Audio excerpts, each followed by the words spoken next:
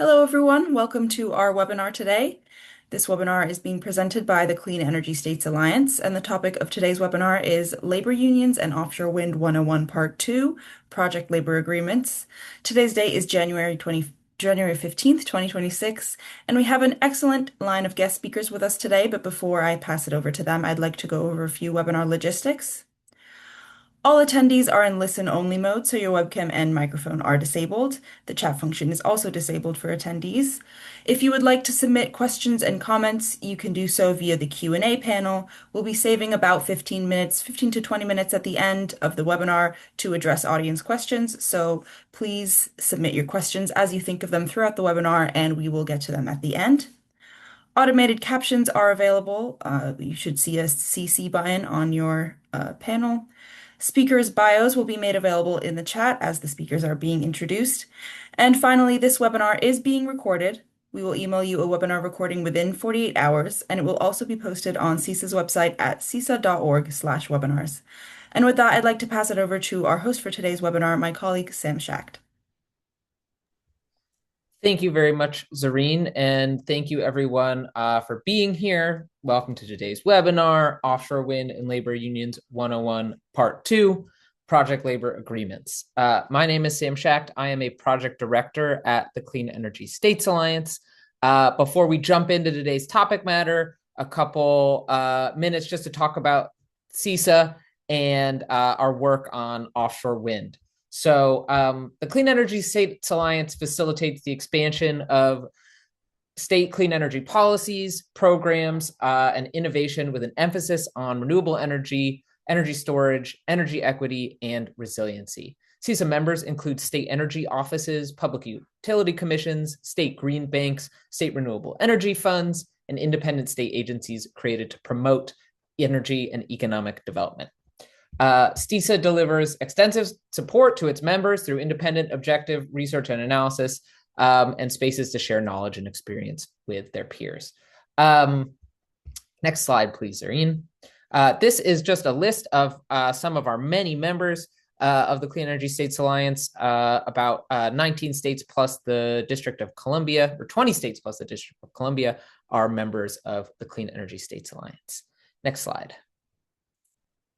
So just to quickly talk about CESA's offshore wind work, CESA's offshore wind accelerator works with states to promote the rapid and equitable deployment of offshore wind power in the U.S.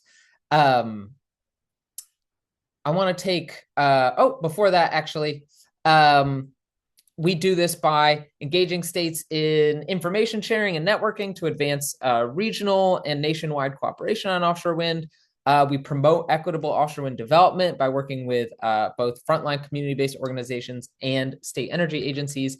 And then we do a lot of work to communicate offshore wind developments and information about offshore wind technology and policy to a really wide range of stakeholders. Next slide. So one of the ways that we do this is our Offshore Wind Power Hub. And this is a website that tracks every offshore wind project, lease area, and major state policy in the United States.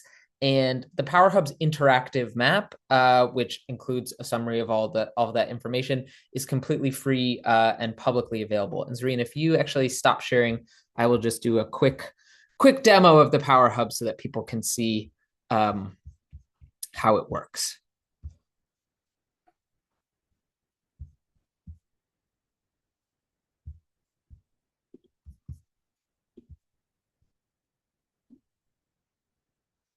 All right.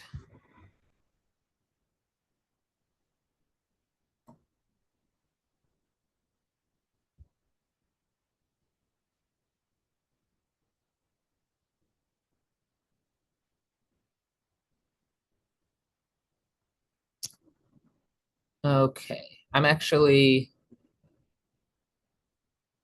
having trouble sharing my screen at the moment.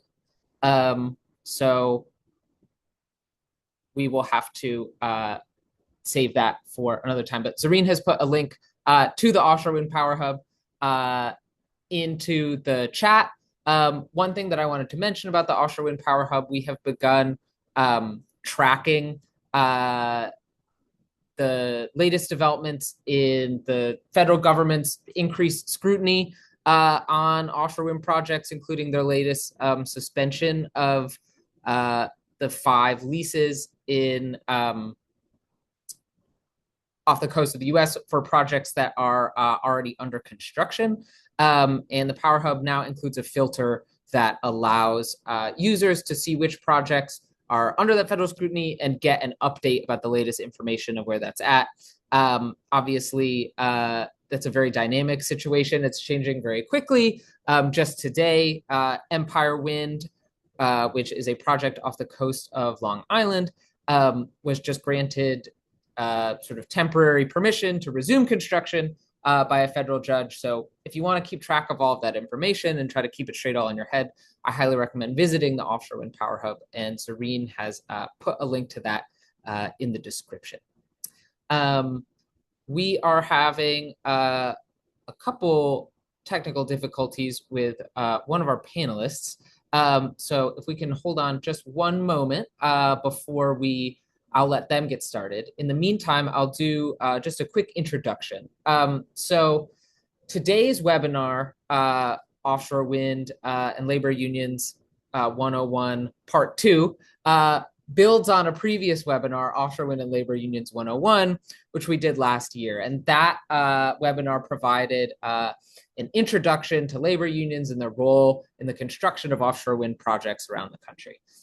If you didn't watch that webinar, I encourage you to go to CESA's website, www.cesa.org, and you can view all of our past webinar recordings there. That offers a really, really great introduction into the relationship between labor unions and offshore wind projects. That first webinar was made possible by the Maryland Department of Labor's Maryland Works for Wind initiative. And you can see that Serene has put a link to our past webinar recordings in the chat.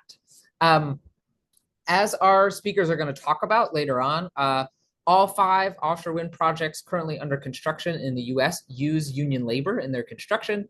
And today our speakers, Grant Provost, Vice President of the Maine AFL-CIO and business agent for Ironworkers Local 7, and Francis Eanes, Executive Director of the Maine Labor Climate Council, will introduce us to project labor agreements, or PLAs. PLAs are crucial for establishing the role and sort of framework that unions play in an offshore wind project, the rates, requirements, conditions under which union labor will work, and much, much more. As Zareen mentioned, we will have a Q&A at the end of today's webinar. So if you have any questions that are not addressed by the speakers during the webinar, please go ahead and put them into the Q&A box, and we will try to get to them at the end. And without further ado, I will pass it along to our speakers to begin their presentation.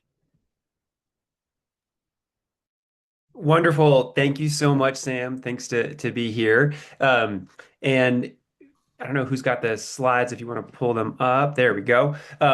We wanted just to kind of organize this presentation around a set of questions that I think are common, that a lot of folks have, whether they're really familiar with PLAs or new to it. And so we'll just give a quick overview of what those are. I think we want to first talk about what's the point of PLAs? Why do we have them? Why use these tools? And then Grant will get into a little bit of who negotiates PLAs, like when in a project's life cycle are they negotiated, and address some common misunderstandings and misconceptions there. And then we'll spend a decent amount of time talking about the benefits of PLAs, both for union workers and non-union workers. And this is a really crucial thing. Like, there's a lot of benefits that are perhaps differential for different workers, but important nonetheless. And then also think about benefits from the perspective of developers and construction managers, as well as states. And I think for a lot of you who are on the call here, like, what is the role of the state in trying to help set the terms of how these projects get built? And then we want to think about how PLAs can be tools for advancing other goals, such as equity and inclusivity. And then how can states actually facilitate using PLAs? How can they facilitate their use in the marketplace? How can they ensure these are high quality and fair? And then we'll kind of open up into Q&A. But first, what is the point of a PLA? Why do we have them? And I want to just offer a few thoughts here off the top before I hand it over to Grant, which is these are actually really old policy tools. They first were around in the 1930s during the New Deal era, when there was a lot getting built under the Works progress administration. And so this is, even if we're talking about the new industries like offshore wind, like these are actually very old tools. And the simplest way to describe them is these are pre-hire collective bargaining agreements that are establishing the whole terms and conditions for a large infrastructure project where you might have anywhere from 5 to 10 or even 20 different craft unions or a mix of some unions and non-union firms. You have a large, complicated project, and a PLA essentially is just setting the terms and conditions for that project. When are breaks going to happen? How do we harmonize multiple collective bargaining agreements that give some workers a day off on MLK Day and some workers don't, right? How do we harmonize all of the work across multiple crafts to make sure work gets done efficiently, on time, and on budget? And the simplest way I tend to think about a PLA is like it's a constitution for a large project. So like there's core sections that address how we're going to deal with when disputes arise, how we're going to utilize apprentices or do workforce development, how we're going to make sure wages and benefits are uniform. It's a constitution to set out how a job will transpire, whether or not that work is done by union workers, and often it is under a PLA, but there's also non-union workers that come in. The PLA is to ensure consistency and that there's a real plan on the front end to have this project go smoothly. So that's at a high level what this is. And there's a lot of interest that both parties, both as developers or labor unions and the workers that make them up, have in a PLA, and that's to provide stability and predictability for everybody, right? If you're developing a $9 billion coastal Virginia offshore wind project, like that's a lot of infrastructure, that's a lot of capital, that's a lot of risk. You got a lot of different subs and suppliers. Like a lot of things have to go right to keep that cost contained, or any other offshore wind project, right? We're talking billions of dollars of risk. There needs to be predictability and stability that the labor can be supplied at the level of productivity and skill needed to get that job done and delivered on time. That's if you're the developer. If you're on the labor side, like you can't just snap your fingers and get 700 iron workers. It takes time to go recruit those people, train those people, make sure they are certified to be, out on a rig over the ocean, right? Which is different than doing a high rise in downtown Boston, right? And so that lead time is essential for everybody, right? But especially on the labor side to make sure you can supply well-trained, qualified, certified labor. So there's a lot of incentives built in on both sides to make sure and the job gets done and kicked off right. That happens even before the job starts. And a PLA and the negotiation of a PLA is a helpful way to ensure that there's moving towards that common goal. And then we'll get into this later, but I think these are also increasingly really crucial tools. PLAs are to deliver benefits to local communities through jobs and training, right? And there's often targets for local hire or for the whatever it is that you have on equity or inclusion goals to ensure that there's actual meaningful, like binding, with arbitration clauses in there to deliver promises that often get made by developers at the beginning of a project, but when it comes time to do it, sometimes fall out. PLAs are a really helpful tool to ensure accountability. And of course, like this is a really great tool for labor unions, many of which cut their teeth organizing what we now think of as the fossil fuel economy, right? Whether it was oil, gas, coal. I come from Western Pennsylvania, right? Like workers fought and died to build unions and grow safety and have a meaningful, dignified career in what we now think of as the fossil fuel economy. And these are highly organized, highly unionized sectors. And now as we're thinking about and with great urgency building out the clean energy economy, there's a lot of reasonable people who are saying, how am I going to see myself as an iron worker or a laborer or an operating engineer or an electrician in what's coming down the pike in solar or land-based wind or offshore wind? And PLAs are a really helpful tool to ensure that those workers have not just a just transition where they're being compensated to not work. Like we need these people to stay in their craft and working. And this is a really helpful bridge, PLAs, to ensure that those workers are putting their skills from legacy economies into these emerging economies.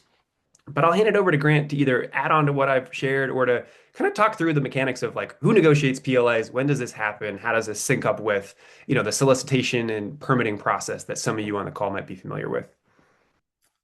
Thank you very much, Francis.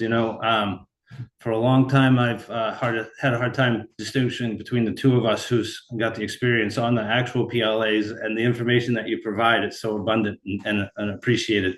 Professor Francis there. I'm Grant Provost. I'm a union ironworker. I've been a union ironworker since I was 18. I've worked on multiple project labor agreements over the years.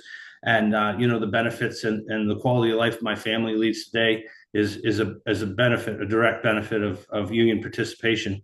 And the wider the use of project labor agreements are, the more members of our community will be able to participate in the high quality life that my family enjoys now. So getting into it, PLAs are negotiated between a project owner or a developer, a general contractor, and then sometimes a public entity. It depends on whether it's a public or private, or maybe even a public and private venture. We've seen large-scale project labor agreements on airports, tunnels, and various infrastructure projects. And it's great to have a public entity involved because it gives you the stability and the backing of what local laws and law enforcement can bring to it. And of course, labor unions and or union councils, such as a local building trades council. They're typically finalized well before construction begins, during the design and the pre-design stage.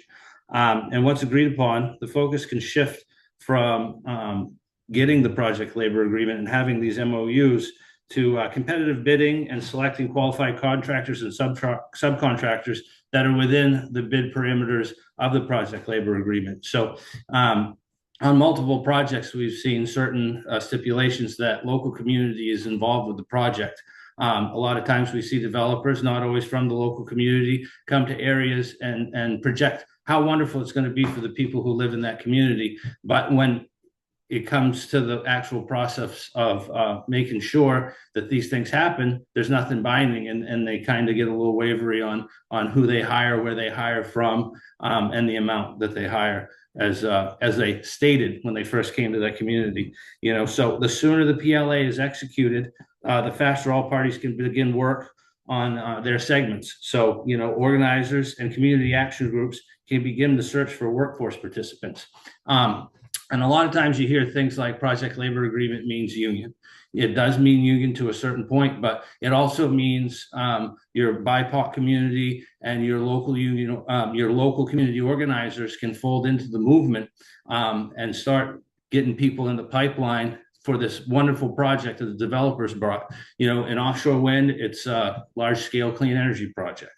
So we want to fold in environmental organizations so that the reconstruction and the benefit is felt by not only the developer and the ratepayer, but the actual people in the community, the wildlife surrounding the community, in an effort to just make a vibrant place to live. Because these people who come, they're developers. They've worked to a stage where they have billions of dollars. It's cool. You can still be billionaires and have have something great happen for the local community. We can manage it all together. There's a lot of people working hard for other people in local communities, right? So we have our tech schools, our community colleges, and they're trying to turn out people who are ready to enter the job, enter into new careers in green energy, offshore wind. So local unions will go to these places and make sure that there's a steady pipeline flowing into union apprenticeship programs. PLA is signed. We're going to work with the local unions, the building trade councils, and now we have a pipeline ready to go for that workforce. So, you get the stability of having as many workers when you want workers. A lot of times, where I am locally, we have the conversation about, or hear from people that members of a community don't want to work, and there's a lack of workers in the construction field, or there's a lack of labor. And, it turns a blind eye to the fact that what we don't have is a lack of people willing to work. We have a lack of people willing to work for no wages. We have a lack of high quality paying jobs. So you're up now, buddy. Thank you. That's great. And you want to go to the next slide? Grant, you want to start with the benefits of how union workers and non-union workers benefit from this? And I can kind of zoom out and talk about benefits to both developers and to to states? Oh, absolutely. It goes without saying the benefits to the union employees. We have guaranteed our collectively bargained wages and benefits will be paid. It creates a job security and predictability with work conditions on every site. So, it creates this opportunity to grow a community presence as well within the community as we're organizing from the community. There's no strike, no lockouts, ensuring steady employment. I participated in a project labor agreement in the trade where there was extreme problems with the current construction manager. And because there was a project labor agreement, when they were escorted off site and a new general contractor took over, there was a gap of time in there. That was at no fault to the people who were working on the project. That was managed poorly. And that gap, that 3 to 4 day gap, everybody was paid, everybody was taken care of. And then when we came back in, we started work for a new employer.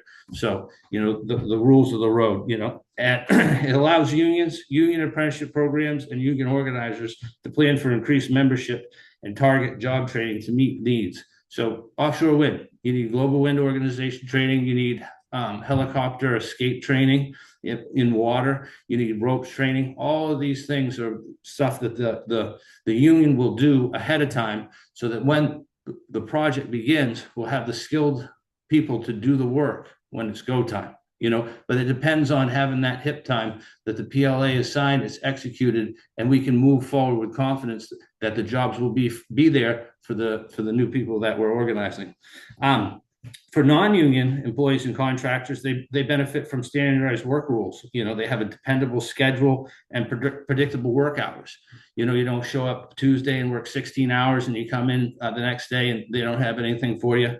The paydays are on the same day. You don't run into a situation where you're waiting for the general contractor to pay a sub and somebody's going without pay for a certain amount of time. They standardize your wage increases too. We have collectively bargained raises.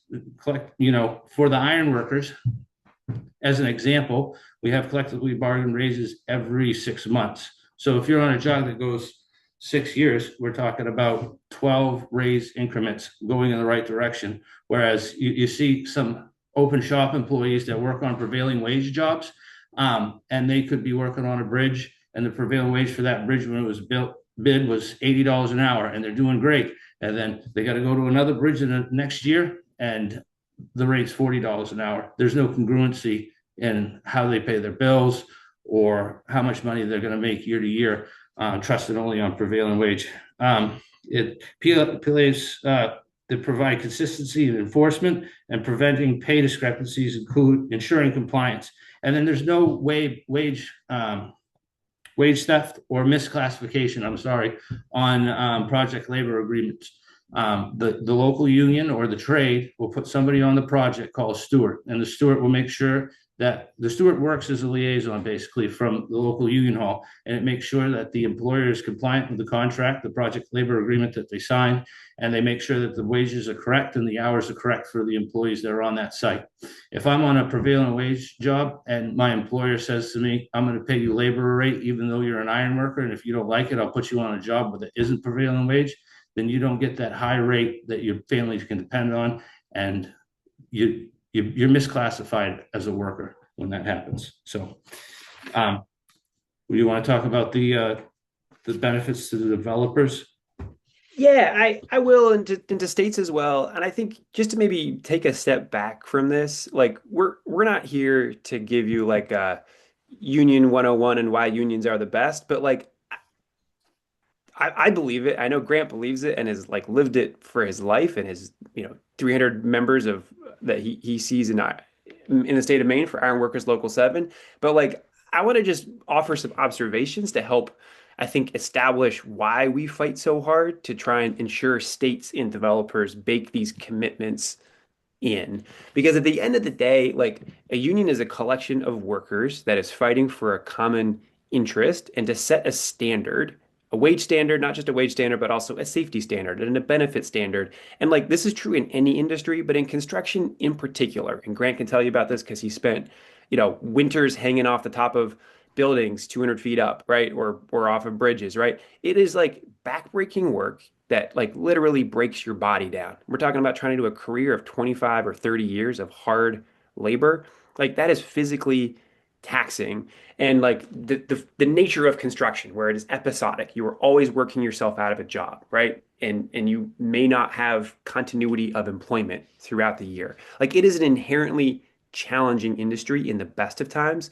And when you have downturns like we're seeing now, right? It is really, really, really dislocating for workers who are trying to make a career out of this. And we badly need people to stay in the trades and to make careers out of this, given all that we need to build for clean energy and all we need to decarbonize. And so what unions do, what they have done for generations, for decades, is set a standard in an industry and in a market that all workers, whether they are in a union or not, benefit from. Because at the end of the day, employment markets are finite, labor markets are finite. And when non-union employers have to compete over that finite pool of skilled labor, they also have to raise their game.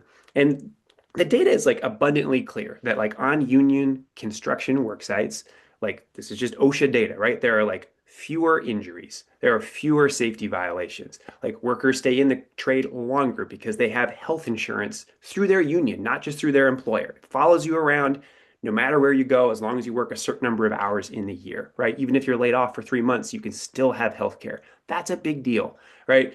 And it's like funded by the employer, like 100%, right? There's a pension that you can like accrue for every year that you're in the industry. Very few places like of any industry have that, right?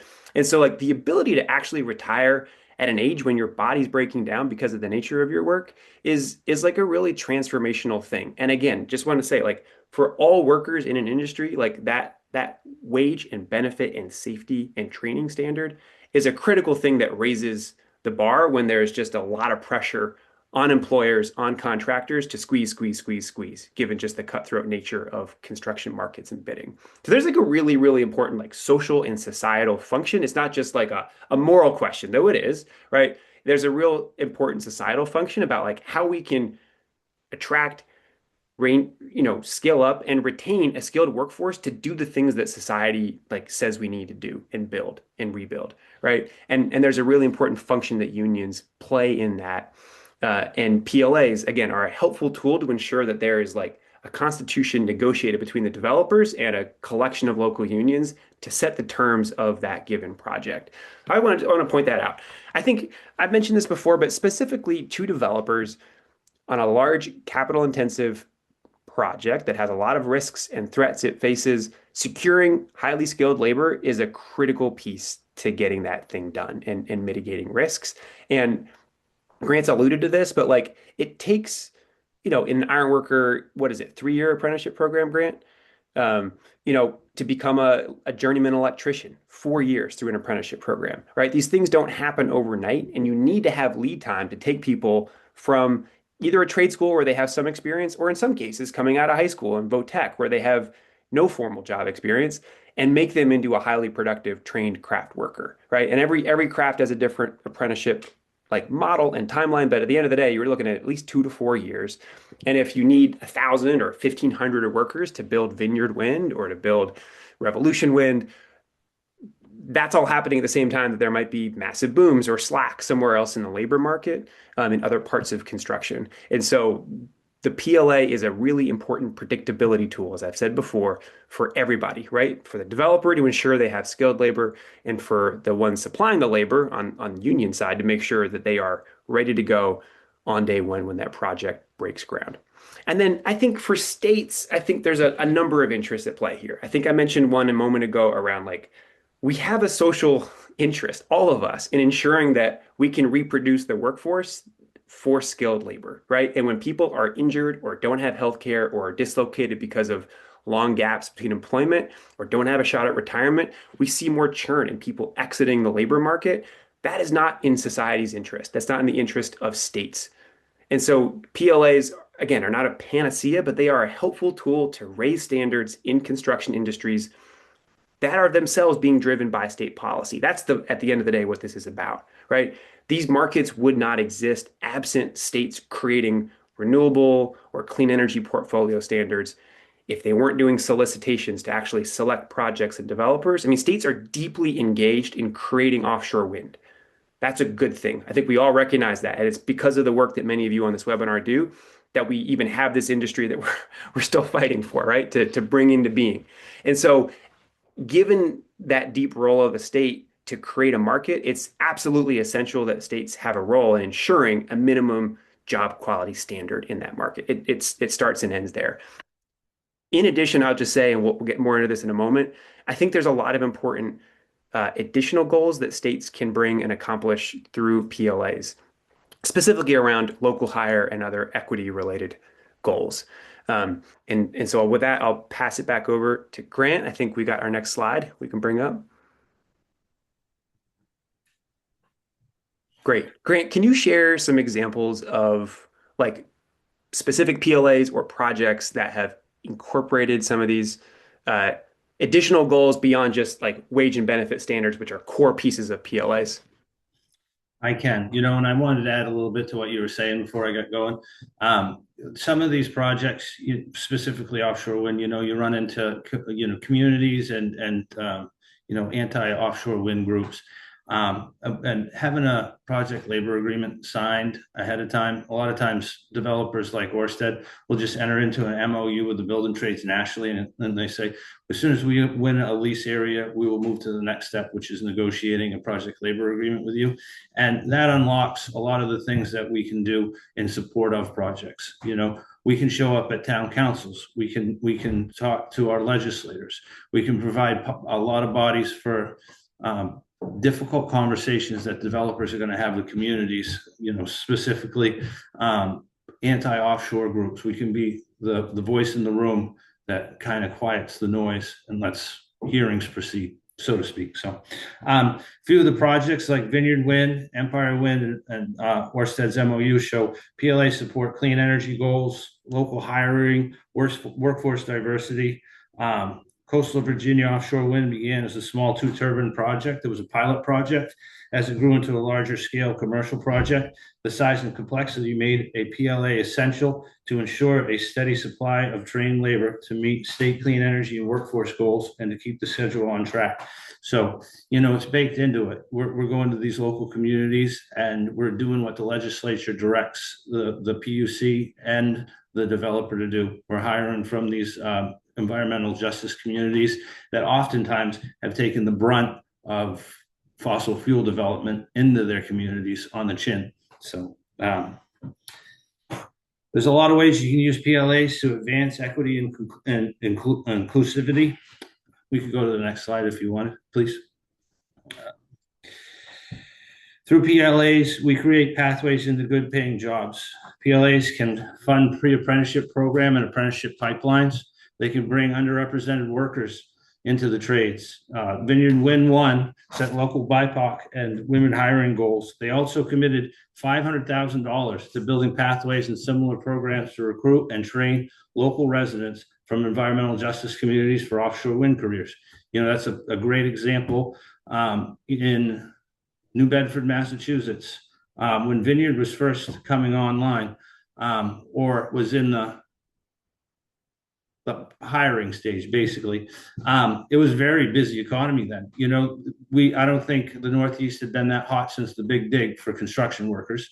The mayor was quite concerned about how many people that would show up to a offshore wind job day, basically. And over 500 people rolled through in one day that were interested in participating from the local community. So that was what was intended to happen did happen through the project labor agreement. So not only do PLAs set hiring goals, they set clear and measurable participation goals. PLAs can require minimum percentages for local, minority, and women workers, and for diverse contractors with regular reporting to ensure progress. Again, Vineyard 1 sets specific local, BIPOC, and women goals, percentages that had to be kept to. You can help out with enforcement and accountability for subcontractors. So I worked on the Encore project, Wind Encore in Everett, Massachusetts. Suffolk, the general contractor, hired a diversity and inclusivity manager that came around and made sure that all the subcontractors were complying with what the PLA said about hiring local and hiring from BIPOC communities with women. Since then, that model has been used in the area on 30 other projects, totaling $6.5 billion worth of work in Massachusetts. So, PLAs, they set diversity and inclusion for hiring women, minorities, and local workers. They fund our local training programs like building pathways and create career pipelines. They require minimum participation percentages for minority workers and contractors. So not only are we making sure that we're hiring, we're making sure that the contractors and businesses that are formed because of this new line of work by minority contractors are getting a fair share at the work on the project. And they include oversight and compliance measures to make sure that the goals are met. The local community will have their own goals that they expect to be met. This can go into the project labor agreement, and that's why unions can be tied so closely with your community benefit agreement. If you don't get something, we don't move on it. If we don't get something, you back us up. It benefits all. So maybe you could tell us a little bit about how state agencies can ensure PLAs are high quality and fair. Francis. Great.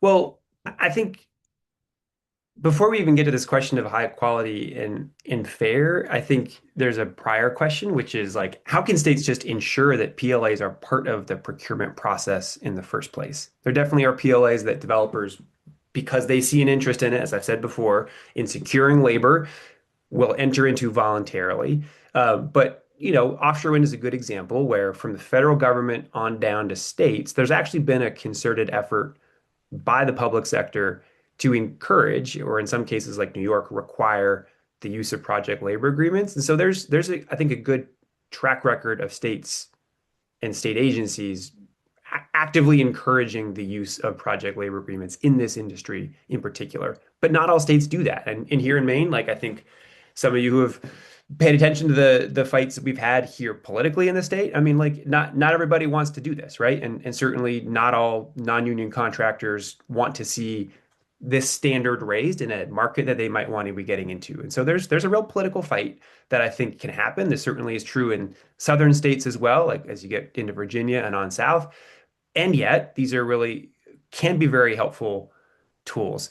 I want to just spell out a couple of ways in which PLAs are in the public interest, because this is maybe as obvious why labor unions see an interest in it or why even certain developers might want to. But I think there's an important public interest here on a couple fronts. One, like having projects done on time and on budget is crucial, even if ultimately these aren't taxpayer projects, these are ratepayer funded projects, right? Even if the capital is coming from the private sector to finance it, ultimately these are, in the case of offshore wind, getting passed on to ratepayers. And there's absolutely a public interest in ensuring that project is done on time and done on budget, and we're minimizing delays and cost overruns. And how do PLAs do that? I think it's really important to connect these dots. So when you got multiple craft unions, or even a mix of craft unions and non-union workers working for a subcontractor, the fact that there's multiple collective bargaining agreements, ironworkers have their own CBA. The operating engineers have their own CBA. Operators say we're going to take a coffee break at 9 o'clock, and the ironworkers say we're doing ours at 9:30. Well, in a highly choreographed, like tight shift schedule where certain things need to happen before or in sequence with others, it's not efficient to have multiple collective bargaining agreements that are not lined up with each other at play, or again, to have non-union workers that are taking a break at a different time, right? The PLA harmonizes that. It makes sure that everybody's working or not working on the same days, right? We don't have different holidays negotiated into our agreements or not, right? There's a common utilization of registered apprenticeship programs to make sure that there is like the tried and true gold standard model of how we train and recruit workers is at play, right? And so that, again, don't take my word for it. Like there's been a lot of empirical research on this by like credible academics, at Cornell and like Rutgers, and the overwhelming evidence shows that like PLAs are like incredibly helpful tools for ensuring on time and on budget deliveries. They still have just as much bidding pressure from contractors to ensure that there's good price stability. And part of how they can achieve that is through attracting a more productive workforce, right? The upshot of keeping someone around for 20 years as an iron worker because they have health insurance and a pension is that like Grant can build a timber frame barn much quicker than anyone else because he understands how to like move large structural members into place, right? Um, that's just the reality of anyone who stays in their craft longer.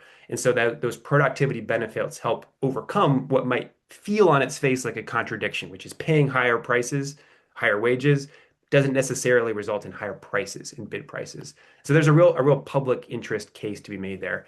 I think states have a role though in ensuring that not only are there PLAs being encouraged or required for essentially what are public works or public works adjacent projects, but ensuring that there are core equity and other local hire commitments baked into any kind of requirement for a PLA. Just because there's a PLA doesn't mean automatically these things that Grant talked about, like with Vineyard Wind, are going to show up. They can and they should, and we have our work to do in labor to make sure this is happening everywhere. But I think states have a real opportunity to make sure these are baked in.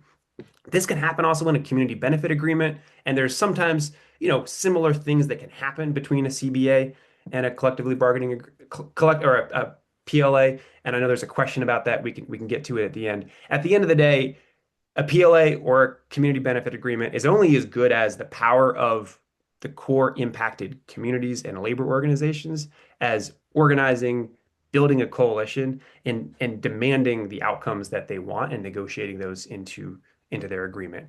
The last thing I'll say is I think a key piece that makes all of this work from a productivity and public interest standpoint is that PLAs, as a rule, require that all parties agree to a no strike, no lockout clause. So no strike means labor is not going to walk off the job, or one craft union won't walk off the job and slow down the whole project. And likewise, the employers agree not to lock out one or more craft in their job as well. There's a dispute mechanism built in, dispute resolution mechanism with like binding arbitration. There's escalating grievance process to make sure that there's accountability and again a means to address and remedy whatever the dispute is quickly so that the project can continue. It's those mechanisms together, right? The shift and scheduling harmonies, the access to highly skilled labor and training programs, and the dispute mechanism and no strike, no lockout clauses. It's those things together that operationalize and get you to that on time, on budget. It's not just magic. It's like it happens because there's key provisions built in to this PLA. Another blast of awesome facts. Thank you. I will say that, in 2021, 75% of the minority apprentices, registered apprentices in the state of Massachusetts were in union registered apprenticeship programs, and they control 30% of the market. So that's how serious outside of PLAs that we take this. It's part of our mantra to try to do right by local communities.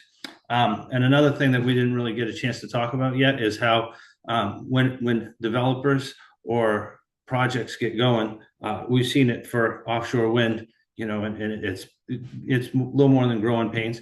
But for a while there was supply chain inflation, and that slowed projects down. Now it's the administration that's slowing projects down. And when members of the building and construction trades unions go out on these projects, it's not the only thing we do.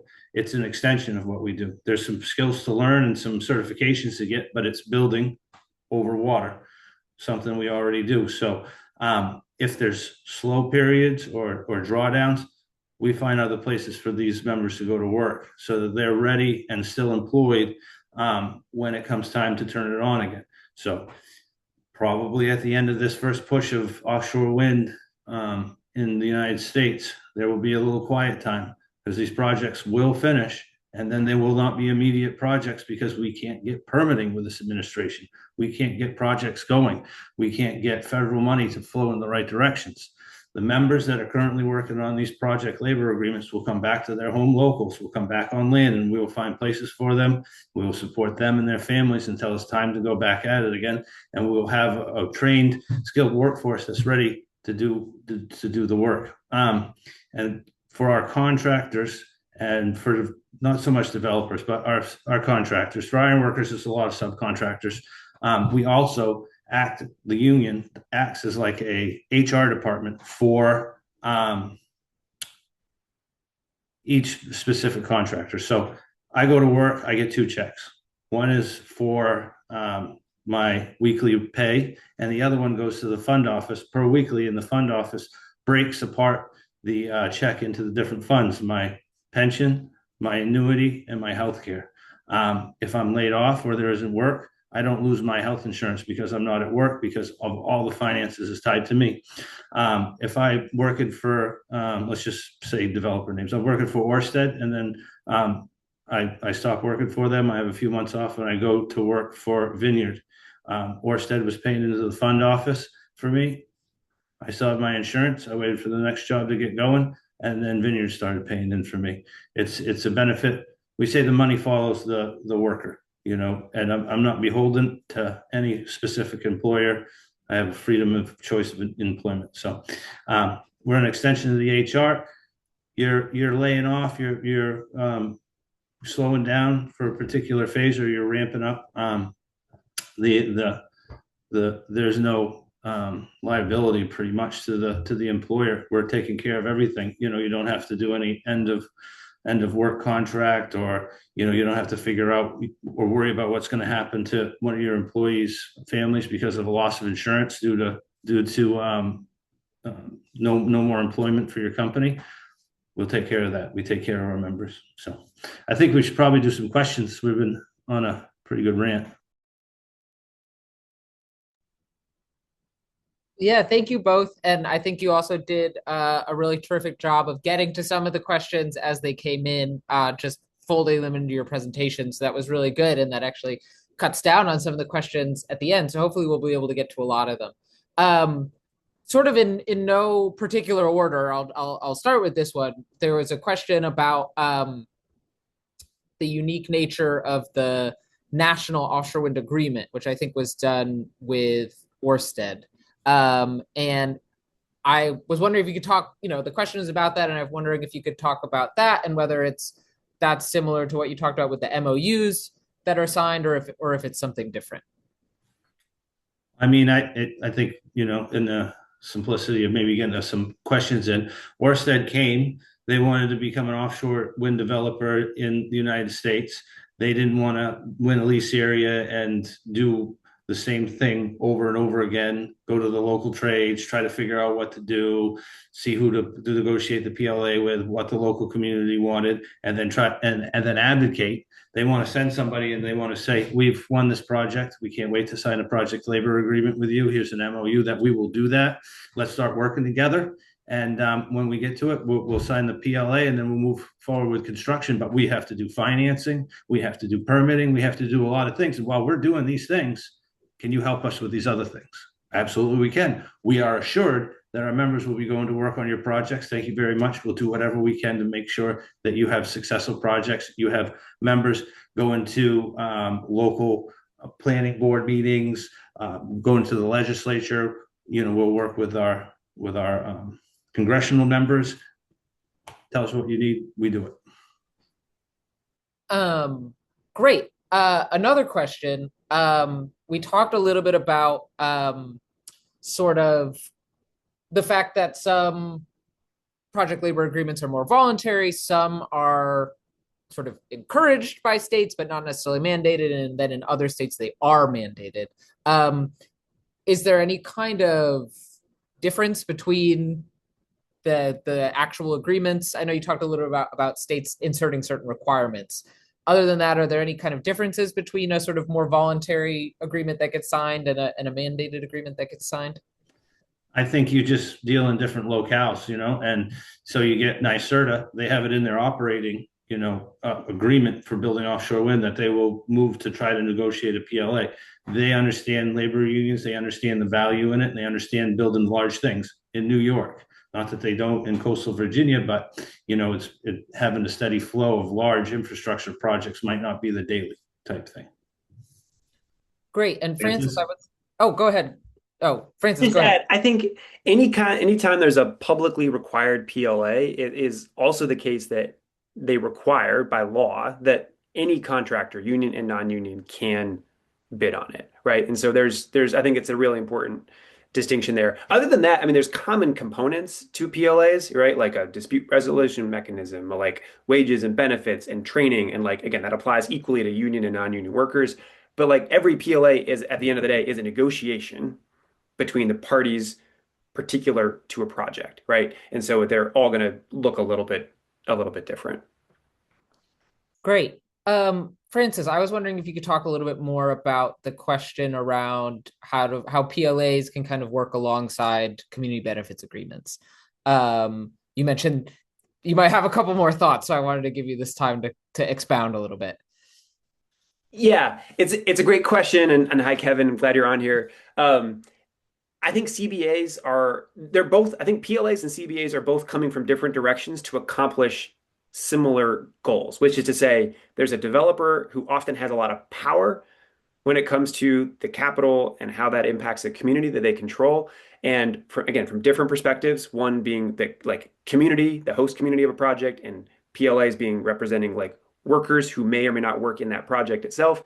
There's there's an interest in saying we want to make sure there's higher commitments than may get made voluntarily by the developer acting on their own.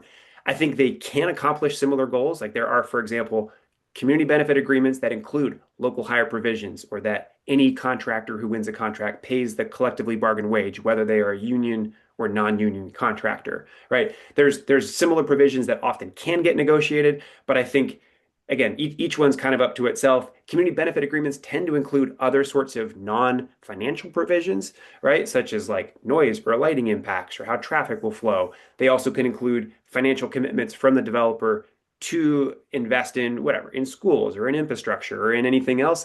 That those kinds of things aren't typically in a PLA, but it doesn't mean that they can't be. And I think at the end of the day, what matters is that like a good, strong PLA is going to involve participation beyond the specific elected membership and officers of a union, where we're going to actually represent the broader interests of the Port of Salem, right? And the people who live in that community, because our members live in that community too, right? Um, that that's going to be a stronger agreement than one in which we're representing the narrowest of narrow labor interests negotiating with a developer. Similarly, a community benefit agreement can be weak or strong depending on how broad the coalition is and the interest reflected in that negotiation. I would argue the strongest CBAs include labor as a part of them, right? Not as the only piece, but as a part of them, because that's a broader, stronger coalition who has an interest in ensuring that there is, a good social license to operate in that community from the developer. And there's more eyes watching to make sure that like those commitments that get memorialized in that agreement follow through all the way, from beginning to end of the project. So I think TLDR is like coming from different perspectives, trying to do some similar things, often have similar components, also have some distinct components to them. They're best when there's a broad coalition of labor and community working together in both of them. Great. Well, I think you distilled a lot there into quite a small amount of time, Francis. So I appreciate that. There's two questions here that I really want to get to. The first is in a rural area with not as much union presence and big developments imminent, how would you navigate or sort of who would negotiate a PLA in a place like that where maybe the labor component isn't as strong? I'm from a very rural state. I'm from Maine, born and raised. So we have local building trades councils. Nova Scotia, you got Cape Breton building trades, you got regular Halifax building trades, and we work in rural areas. And I feel like, I understand the question, but in these rural areas, the concern would be, how do we know that this large scale infrastructure project is not going to exclude all of our kids who are of working age, all the people in this community that want to work on this project?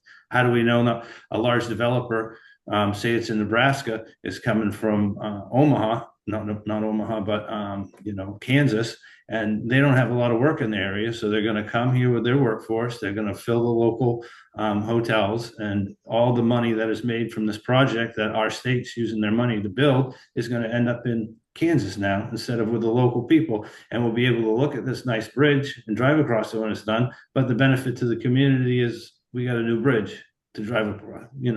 All people in our community are still poor. They still need help, and they still need good paying jobs.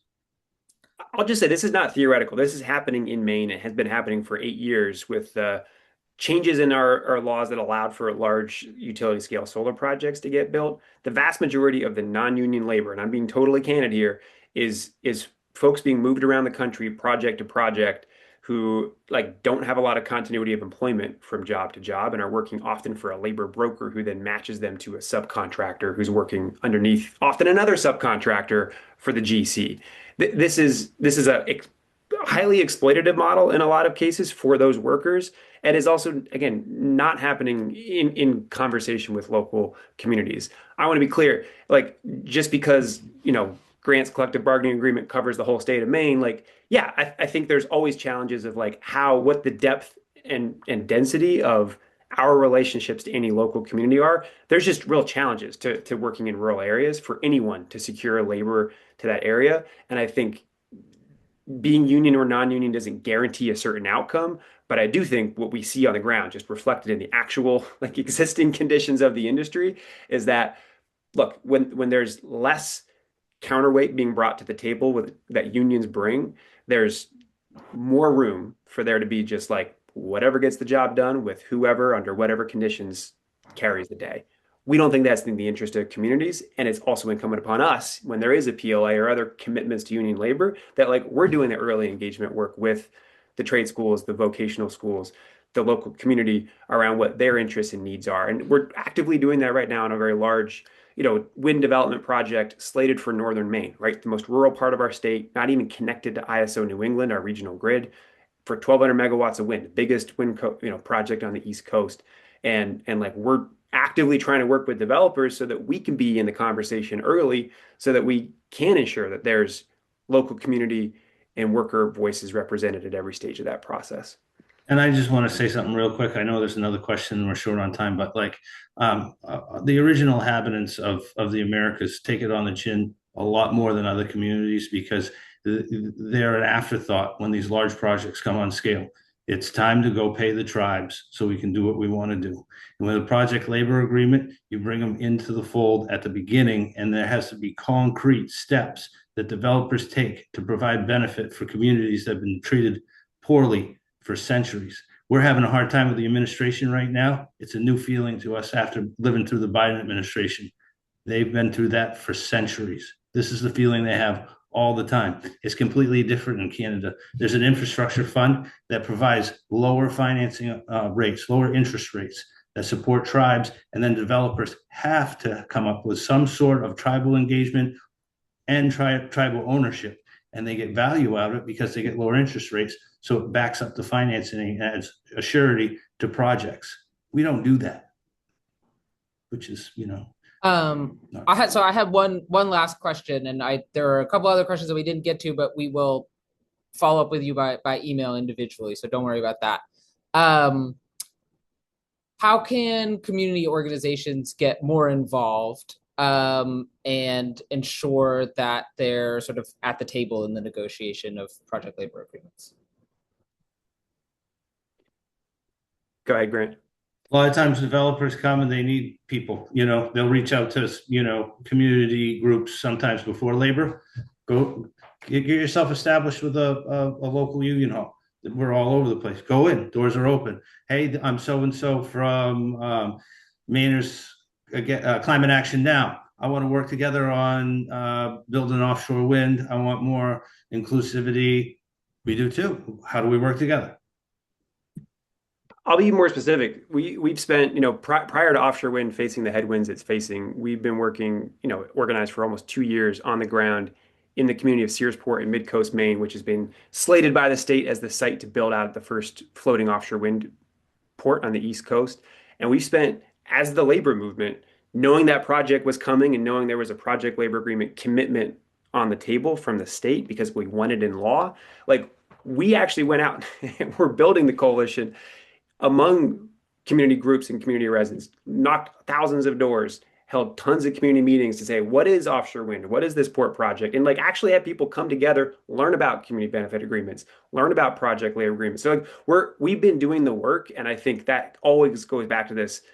When there are commitments made early, it opens up space for us on any side, community or labor, to actually do the spade work of building the relationships to say, what are your interests? What do you want to get out of this? How do we work together? When we're all jammed up at the end, that's hard to do that. Wonderful. Well, I want to say we're at 2:00. So thank you very, very much for a terrific presentation. We will follow up if we didn't get to your question, we'll follow up with you. We'll ask Francis and Grant if they can give you a quick answer over email.